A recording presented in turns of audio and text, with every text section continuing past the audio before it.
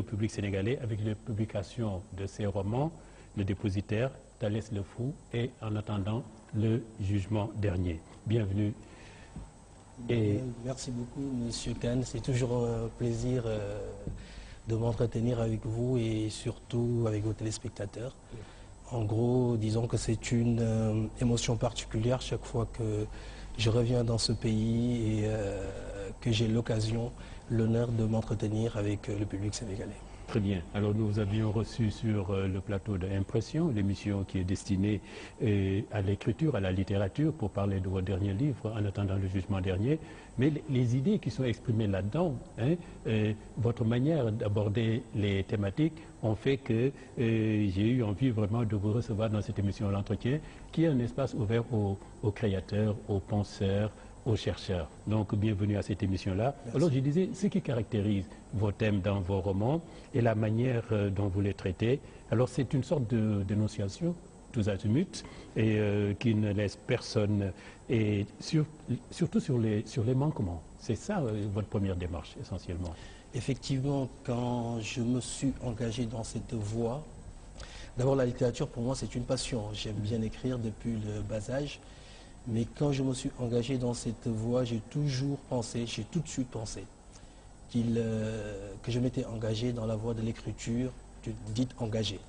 C'est-à-dire, bien sûr, écrire, c'est très bien pour distraire, pour faire rire, pour communiquer, mais surtout pour faire passer des messages.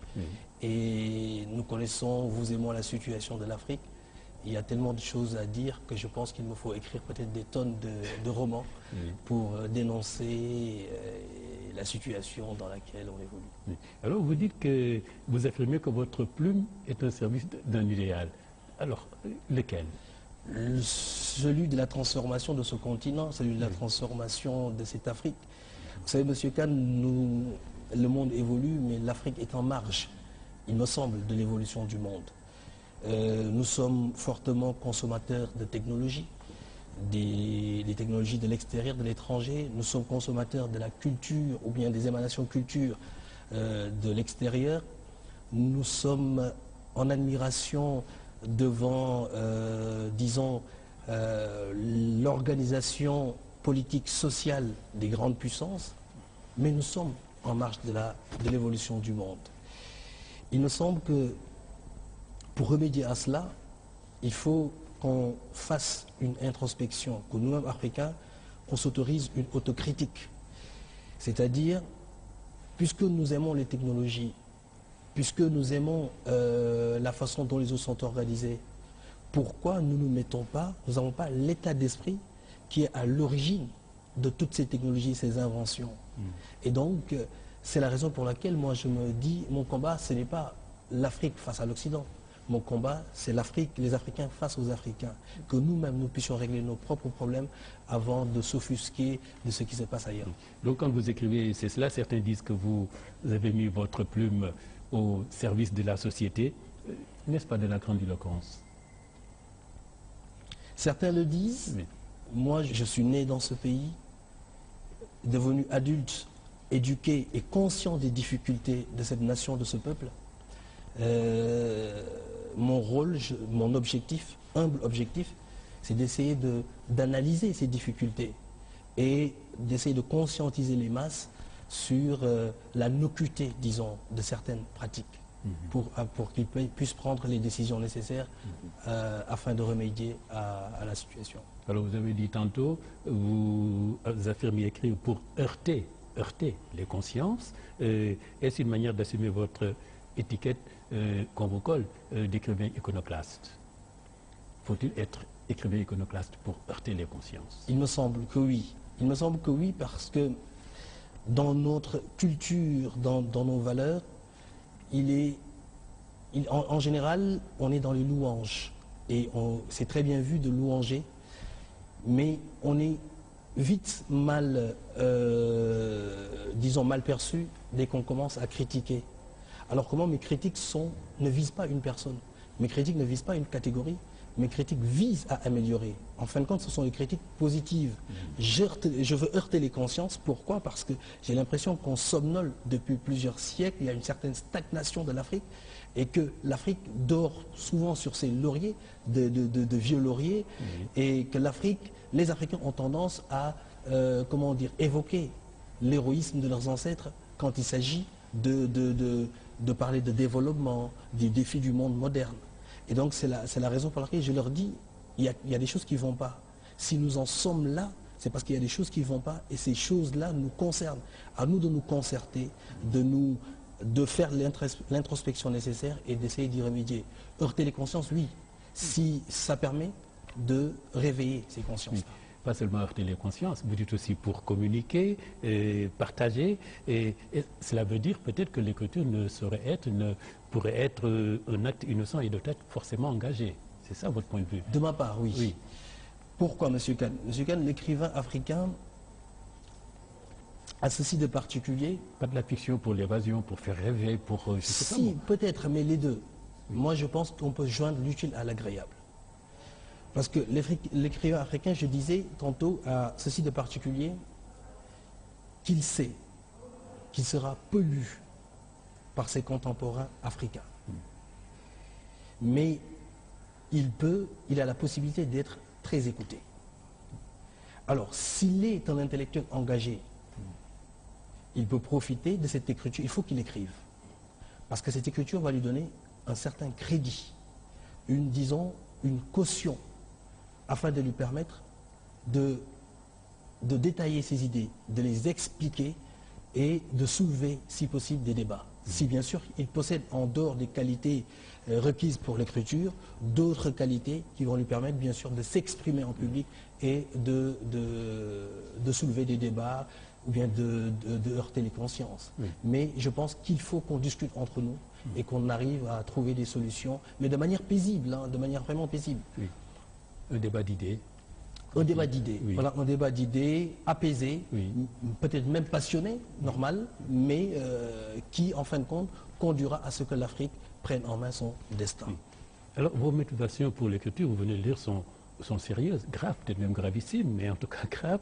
Mais vous dites en même temps, écrire pour rire. Alors, est-ce là, pour vous, c'est vous, une manière de prévenir qu'il n'y a pas seulement, qu'il y a aussi de l'humour dans votre écriture, et même pour prévenir les pages salaces aussi qui sont dans vos écrits, il faut le dire. Hein? Oui, oui. Effectivement, écrire pour rire, oui. Parce que je pense que dès qu'on ouvre la première page d'un de mes ouvrages, oui. On se rend compte qu'il y a beaucoup d'ironie dans ce que j'ai dit.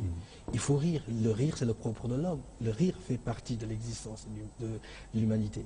Mais il ne faut pas qu'on s'arrête là. Bien sûr, il y a beaucoup d'ironie. Il y a des parties même dites, comme vous dites, salaces. Ah oui, absolument. Mais tout ça pour faire rire. J'utilise pas mal de vulgarité. Pas faire rire vos enfants. Voilà. Voilà. J'utilise pas mal de vulgarité, oui. Mais c'est surtout pour faire rire. Mais après avoir ri, il faut qu'on revienne à nos réalités. Bien sûr qu'il faut rire, parce que je pense que le rire a aussi une vertu thérapeutique. Mais au-delà de cela, il faut revenir sur les réalités. Parce que chaque fois qu'il y a un passage même où on arrive à rire, où on trouve que c'est salace, il y a un message qui passe et que ce message doit être compris, appréhendé par les lecteurs. Et bien sûr, ça doit leur permettre une prise de conscience progressive. C'est ça mon rôle. Cela veut dire aussi peut-être qu'on peut parler des choses graves au plus haut degré, sérieuses, en riant. Ah, bien sûr. Avec humour. Hein? Je pense qu'on peut rire de tout. Oui. Hein? Je pense qu'on peut rire. On peut rire de tout. Hein? Ça n'empêche pas qu'on comprendra. Bien sûr. Bien sûr. Bien sûr. Voilà. Alors, votre livre, Thalès le Fou, je pense que vous a donné une renommée parce que ce livre a été censuré. On a même dit que vous avez été arrêté à l'aéroport, mais non, ce n'est pas vous, c'est les livres, c'est les bouquins qui avaient été saisis par vous. Hein? Alors, est-ce que parce que ce que vous avez écrit, justement, était trop proche de la réalité, est-ce que vous, en tant que vous n'avez pas pris assez de distanciation entre la réalité et la fiction en les mettant ensemble? Alors, Thalès parce que l'histoire, c'est quand même, vous parlez de ministres qui sont incultes, minables, un pays avec une instabilité ministérielle terrible, les jeunes qui prennent les pirogues parce que leur avenir était barré pour partir. Enfin, c'est ce qui s'est passé ici, disons. C'est ce qui s'est passé ici. Effectivement, d'ailleurs, on le voit très bien, on parle de la République du Jolof. Oui. Et qui, pour peu qu'on connaisse l'histoire du Sénégal, on sait ce qu'a été le royaume du Jolof. Alors, le Thalès le Fou est un roman, disons un roman satirique.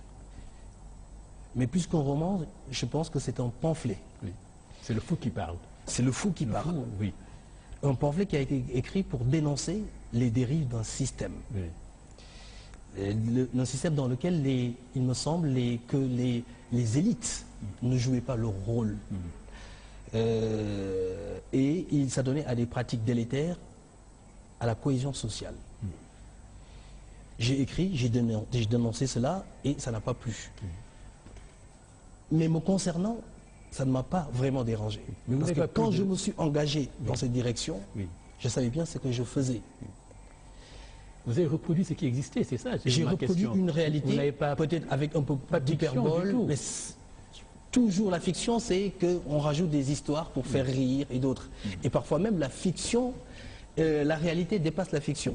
Disons que j'ai écrit, bien sûr, j'ai parlé des dérives d'une société. J'ai parlé de remaniement ministériel intempestif. Oui. J'ai parlé de détournement d'argent.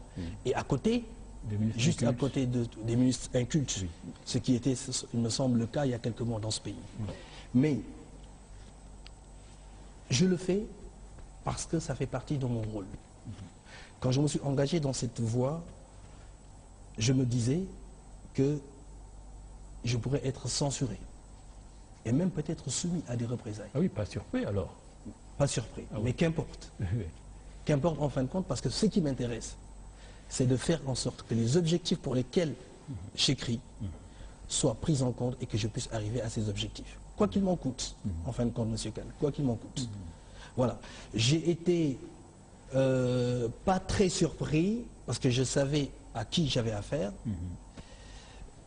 D'ailleurs, ça m'a donné, comme vous le dites, une certaine audience. Ça m'a permis, bien sûr, de m'exprimer davantage, d'être invité davantage et de pouvoir étaler mes idées et mes idéaux. Alors, vos lecteurs disent que vous êtes un écrivain iconoclaste.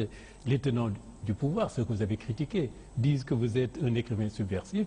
Pourquoi votre livre a été censuré? Alors, est-ce que cela vous dérange ou cela vous conforte-t-il dans votre comportement littéraire? Je l'assume. Ah, oui. J'assume tous ces qualificatifs. J'écris pour heurter. Et quand on veut heurter, bien sûr, on écrit aussi pour choquer. C'est à peu près la même chose. Oui. Ça fait partie des moyens que moi j'utilise pour arriver à mes objectifs. Nous avons besoin d'écriture percutante. Parce qu'on est indépendant depuis 52 ans. Oui. Et j'avais l'impression qu'on tournait un peu en rond. Il y a eu une génération d'écrivains qui sont passés, qui ont fait leur travail, des générations d'intellectuels, le nôtre et tout autre. Oui. Nous avons d'autres réalités, nous avons un combat à mener. Ce combat qui nous permet, qui doit permettre à une population de prendre conscience de ces réalités et d'affronter les défis du monde moderne. C'est ça mon rôle. Oui. C'est ça qui fait qu'on... C'est ça qu'on me traite d'iconoclaste. Oui. Oui, peut-être parce que quand je parle de personnages historiques, politiques qui ont autorité et qui sont respectés, Oui. j'en parle d'une manière critique, d'une manière ironique, d'une manière qui fait rire.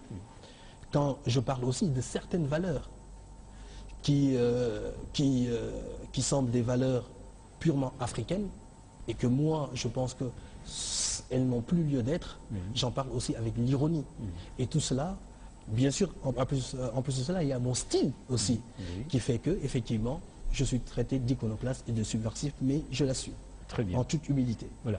Je rappelle donc que nous recevons Sémou Mama Diop, qui est écrivain sur le plateau de l'entretien. Donc, vous avez subi... Alors, est-ce que vous avez subi une influence ou des influences quelconques? Pourquoi je pose cette question? Parce que Cheikh Anta Diop, son livre Nation et Culture, après l'avoir lu, vous en avez fait votre livre de chevet. Parfaitement. Qu'est-ce qui vous a secoué là? Alors, avant Cheikh Anta, Vous avez découvert des choses que... j'ai découvert inédites, beaucoup de choses. fortes. En tout cas, la manière dont ces choses-là ont été traitées. de tout temps, puisque nous avons le complexe aussi du colonisé, et que de tout temps, on nous a fait savoir que nous étions des sous-hommes, que nous n'avions pas eu de civilisation, ainsi de suite. Et ceux qui ont lutté pour décoloniser, c'est le cas du mouvement de la négritude et de ses ténors, ont évoqué des valeurs africaines de manière lyrique, de manière parfois même folklorique, disons. Ça pouvait, disons, secouer notre orgueil, de telle sorte, en flatter notre orgueil, je veux dire. Mais ce que Cheikh Anta a fait, pour moi, c'était davantage.